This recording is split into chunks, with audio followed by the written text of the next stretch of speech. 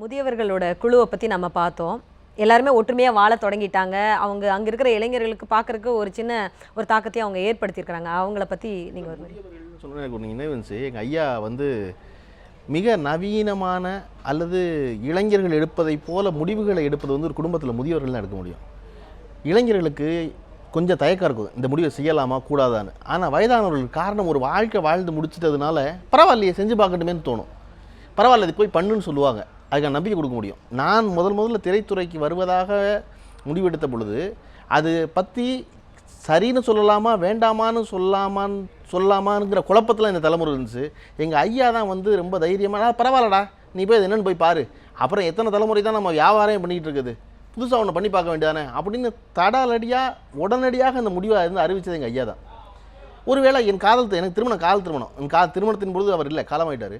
ஒருவேளை இருந்திருந்தால் அவர் ரொம்ப தடாலடியாக பரவாயில்ல பார்த்து பொண்ணு பார்த்தானே ஒரு தான் கல்யாணம் பண்ணியிருக்கோம், ஒரு தடவை நீயே பொண்ணு பார்த்துருக்க, கல்யாணத்தை பண்ணிடுவோமே அவர் சொல்லியிருப்பாரோன்னு கூட நான் நினச்சிருக்கேன். காரணம் அதுவரையும் அவர் வாழ்க்கை அப்படி தான் இருந்திருக்கு. இதை போல் புதிய முடிவெடுக்க தயங்குற இடம் இருக்குல்ல, அந்த இடத்துல வந்து முதியவர்கள்லாம் அந்த வேலையை செய்ய முடியும். முக்கியம் என்ன, முதியவர்கள் எல்லோரும் தன் கையில் பணம் வச்சுருந்தா நல்லது. இந்த செய்தி தொகுப்பு பார்க்கும்பொழுது எல்லோரும் அதான் கடைசியில் அடிப்படை பொருளாதாரமாக தான் வந்து நிற்கிது. கையில் பணம் வச்சுருந்து பிள்ளைகளை கொடுத்துடக்கூடாது. நம்ம காலம் போனதுக்கப்புறம் அவங்க எடுத்துக்க போகிறாங்க, என்னமோ செஞ்சுட்டு போகிறாங்க. இருக்கும்போது அவசரப்பட்டு இங்கே கொடுத்துடக்கூடாதுன்னு எனக்கு செய்தி தொகுப்பை பார்க்கும்போது தோணுது. கண்டிப்பாக சார். இதே சமயத்தில் நிறைய நேயர்கள் நம்மளோட இணைஞ்சிருக்கிறாங்க, அவங்கள்ட்ட பேசுவோம். வணக்கம், சொல்லுங்கம்மா.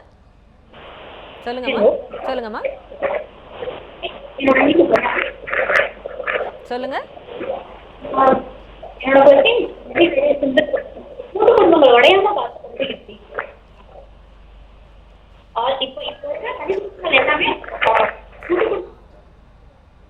சொல்லுங்க. இன்னொரு நேயர் இணைந்திருக்காங்க, அவங்கள்ட்ட பேசுவோம். சொல்லுங்க. என் பேர் மாலினி பாலாஜின்னு பேசுறேன். சொல்லுங்க. நான் வந்து கூட்டு குடும்பத்தை பத்தி விவாதிக்க விரும்பல. பட் தனி குடும்பம் வந்து எவ்வளவு சொல்ல நினைக்கிறேன். நான் தனி குடும்பம் எவ்வளவு சிக்கலானதுன்னு சொல்ல விரும்புறீங்க?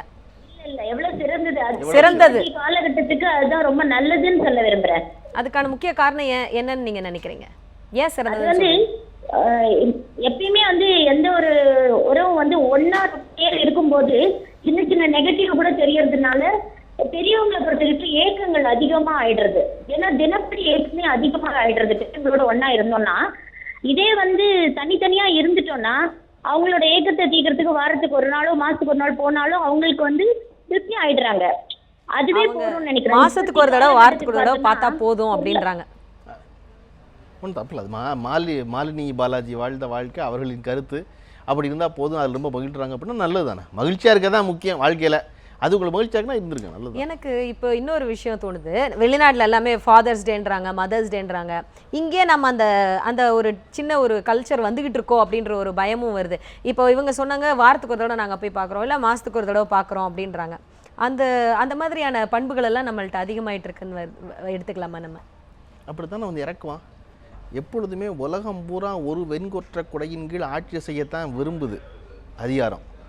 நீங்கள் அவன் ஒரு வாழ்க்கையும் நீ ஒரு வாழ்க்கையும் வாழ்ந்தேன்னா பொருளை விற்கிறது ரொம்ப சிரமம்.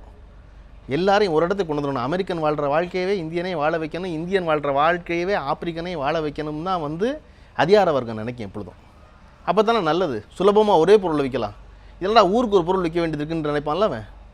அதன் காரணம் தான் அந்த ஃபாதர்ஸ் டே, மதர்ஸ் டே எல்லாம். இந்த அட்சய திருதின்னு ஒரு காமெடி இருக்கு பாருங்க. 10 ஆண்டுகளோட இல்லவே இல்லை. பணம் இருந்தால் தங்கம் வாங்க போகிறான். தங்கம் வாங்குறதுக்கு ஒரு நாளாடா, இதுக்கு கூடுவீங்களா எல்லாரும்? அந்த போல் இதெல்லாம் வந்து எல்லாருமே வியாபாரம். அதிகாரம் நான் சொல்கிறது வியாபாரி தான் அதிகாரத்தை கையில் வச்சுருக்கான். அவன் எல்லாரையும் ஒரே போல் சிந்திக்கணும்னு நினைப்பான். நம்ம குடும்ப அமைப்புக்கு பின்னால் இப்படி ஒரு அரசியல் விஷயங்களும் இருக்குது அப்படின்றத நீங்கள் சொன்னீங்க. ஏன் ஃபாதர்ஸ் டே கொண்டாடுறீங்க? அவன் கொண்டாடுறா, நீயும் கொண்டாடு. எல்லாருக்கும் ஒரே வாழ்த்து அடித்தா போதும். நீ அவனுக்கு தனியாக ஒன்று அடிக்கணும், உனக்கு தனியாக ஒன்று அடிக்கணும்னு அதெல்லாம் சிரமம் இல்லையா? கண்டிப்பா. இன்னொரு நேயர் இணைந்திருக்காங்க, சொல்லுங்க. வணக்கம்மா. சொல்லுங்கம்மா. திருநெல்வேலில இருந்து பேசுறோம். சொல்லுங்க. ஹலோ. சொல்லுங்க பேசுறோம். சொல்லுங்க மேடம். கூட்டு குடும்பமே ரொம்ப சாத்தியமானது மேடம். சரிங்க. ஆமா. ஏன் நீங்க அப்படி நினைக்கிறீங்க? நம்ம வந்து அண்ணன் தம்பிகள் தொழில் ரீதியாவோ நம்ம விவசாயம் பண்ணவோ எது பண்ணாலுமே அவங்க நமக்கு ஒரு முன்னுதாரணம் இருப்பாங்க. நம்ம குடும்பத்துல வந்து ஒருத்தருக்கு ஒருத்தர் அதை பார்த்துக்கிடவோ தன்னுடைய வளர்ச்சி வந்து ரொம்ப வாய்ப்பா இருக்கும். ரொம்ப ரொம்ப நன்றிங்க. எங்களுடைய நிகழ்ச்சியில வந்து உங்களுடைய கருத்துக்களை பகிர்ந்ததுக்கு ரொம்ப நன்றி. இவர் வந்து சொல்றாரு, ரொம்ப சந்தோஷமா அவர் ஏத்துக்கிறார். அந்த குடும்ப அமைப்புன்றது எல்லாருமே நீங்க முன்னாடியே சொன்ன மாதிரி வேலைகளை பகிர்ந்துக்கிறதுக்கு மட்டும் இல்லாம ரொம்ப ஒரு உணர்வுகளுக்கு மதிப்பு கொடுத்து வாழ்ற ஒரு இடமா இருக்கு அப்படின்னு சொல்றாரு. எங்களோட நிகழ்ச்சியில நீங்க நிறைய கருத்துக்களை வந்து சொல்லியிருக்கீங்க. முக்கியமான புள்ளிகள், அதாவது எப்படி வந்து பகிர்ந்து கொள்றது ரொம்ப முக்கியமா இருக்கு. அதே மாதிரி இந்த குழந்தைங்களுக்கு வந்துட்டு சமூக குழந்தையா அது வளருமா, அதாவது சிந்திக்கிற குழந்தையா வளருமா, இல்லை வெறும் சம்பாதிக்கிற ஒரு குழந்தையா அது மாறிடணுமான்னு நீங்க முடிவு பண்ணணுன்ற நிறைய பார்த்துட்டு இருக்கிற பெற்றோர்களுக்கு அது ஒரு ரொம்ப முக்கியமான தகவலா இருந்திருக்கும். எங்களோட நேயர்களுக்கு உங்களுடைய சின்ன ஒரு மெசேஜ், அவங்க ஒரு ஞாபகம் வச்சுக்கிற மாதிரி ஒரு சின்ன மெசேஜ் சொல்லுங்க. கூட்டு குடும்பம் தனி குடும்பம்னு யாரும் எந்த கட்சியின் சார்பாகவும் வழக்காட வேண்டியதில்லை. மொத்தத்தில் வாழ்க்கையில் ரொம்ப மகிழ்ச்சியாக இருக்க தான் முக்கியம். பிறரை துன்புறுத்தாமல், பிறர் சிரமப்படாமல். நான் மட்டும் மகிழ்ச்சியாக இருக்கதா இருந்தால் நான் எதுக்கு மனுஷனாக இருக்கேன்? பிறர் மனம் கோணாமல் நான் மகிழ்ச்சியாக இருக்கணும். பிறரும் மகிழ்ந்து நானும் மகிழணும். அதுக்கு நீங்கள் தனி குடும்பமாக இருந்தால் தான் உங்கள் பெற்றோர்கள் மகிழ்கிறாங்க, நீங்கள் மகிழ்ச்சியாக இருக்கீங்கன்னா தனி குடும்பமாக இருங்க. இல்லை சேர்ந்து இருந்தால் தான் அவங்க மகிழ்கிறாங்க, நீங்களும் மகிழ்ச்சியாக சேர்ந்துருங்க. அது வந்து அவரவர் சம்மந்தப்பட்ட தனி நபர் சார்ந்தது இல்லையா? ஜெயகாந்தன் சொன்னது போல் காதல் மிக அற்பமானதுன்னாரு. காரணம் அது தோன்றுவதற்கும் மறைவதற்கும் அற்ப காரணங்களே போதுமானதுன்னாரு. அந்த மாதிரி மனிதன் மகிழ்ச்சியாக இருப்பதற்கு ரொம்ப அற்பமான காரணங்கள் போதும். அது வந்து சேர்ந்துருக்கதா பிரிஞ்சிருக்கதா நீங்கள் விட்டுருங்க. மொத்தத்தில் மகிழ்ச்சியாக இருக்க தான் முக்கியம். மகிழ்ச்சியாக இருந்துட்டால் நல்லது. மகிழ்ச்சியான குடும்பத்தில் மட்டுமே மகிழ்ச்சியான அடுத்த தலைமுறை உருவாகிறது. கண்டிப்பாக ரொம்ப நன்றி சார். எங்களுடைய நேயர்களுக்காக உங்களுடைய நேரத்தை கொடுத்து நிறைய கருத்துக்களை பதிவு பண்ணீங்க. நேயர்களே, இப்போ இவருடைய கருத்துக்கள் உங்களுக்கு இன்னைக்கு ஃபுல்லாக மனசில் ஓடிக்கிட்டு இருக்கும் அப்படின்னு நாங்கள் நம்புகிறோம். எப்படி வந்து இந்த குழந்தை வளர்ப்பிலிருந்து நம்மளுடைய முதியவர்களாகிற வரைக்கும் இந்த குடும்பங்கிற அமைப்பு எல்லாத்துக்குமான ஒரு விஷயத்தை வந்து கொடுக்குற ஒரு இன்ஸ்டிடியூஷனாக இருக்குது. அதே சமயத்தில் அதை உடையாமல் பார்த்துக்கிறதும் நம்ம கையில் தான் இருக்குது அப்படின்னு சொல்கிறாரு. கருப்பு வெள்ளையா, இது சரியா இது தவறா அப்படின்னு பார்க்க வேண்டாம்.